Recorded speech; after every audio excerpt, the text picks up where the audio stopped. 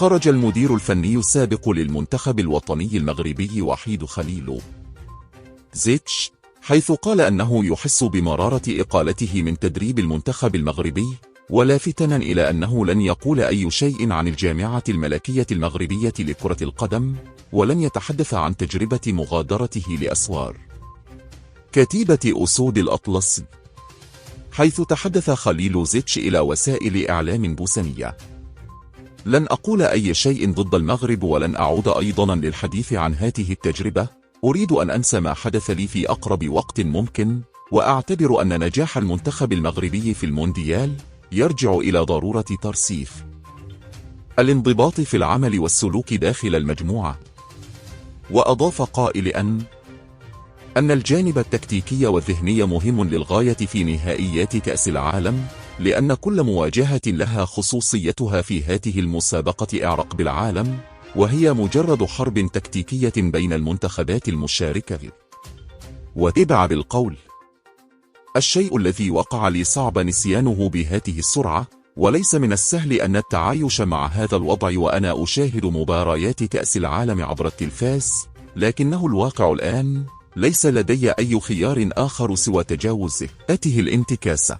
رشح وحيد خليل زيتش المدير الفني السابق للمغرب المنتخب الكرواتي لتجاوز منافسيه في مجموعته بكأس العالم 2022، وتقديم مستوى مميز يؤكد به تألق نجومه والتغلب على منتخب أسود الأطلس وبلجيكا وحتى كندا.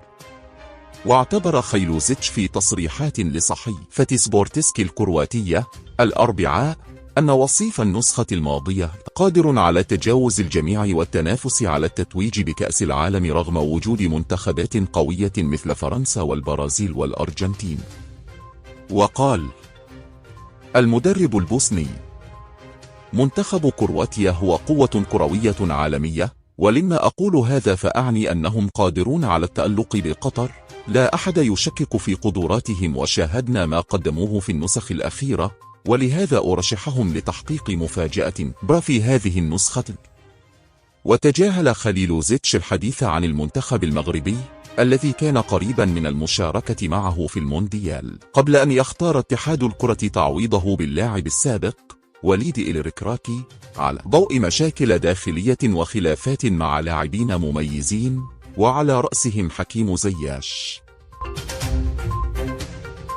زار رئيس الاتحاد الإفريقي لكرة القدم باتريس موتسيبي صباح اليوم الاثنين 21 نوفمبر ملعب تدريب المنتخب الوطني المغربي، وننزل إلى أرضية ملعب الدحيل في قطر رفقة رئيس الجامعة الملكية المغربية لكرة القدم فوزي لقجع لتحفيز أسود الأطلس.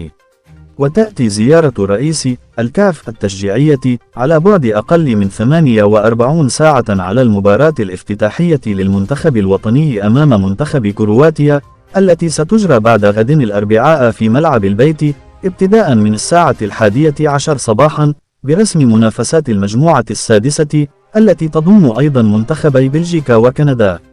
وسيواجه أسود الأطلس المنتخب البلجيكي في الجولة الثانية على ملعب الثمامة بداية من الساعة 2 ظهرا، على أن يختتم مباريات المجموعة بمواجهة كندا يوم الخميس فاتح الجنبر على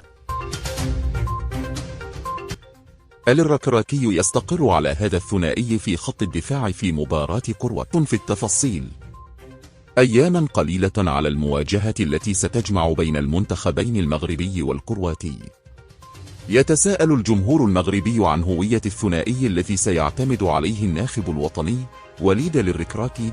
بحسب مصادر مطلعة، فقد استقر الناخب الوطني على الثنائي رومان سايس ونايف أكرد ليكون في الخط الخلفي للمنتخب المغربي في لقائه أمام كرواتيا، وهو الثنائي الذي زج به الركراكي في المباراة الودية الأخيرة أمام جورجيا.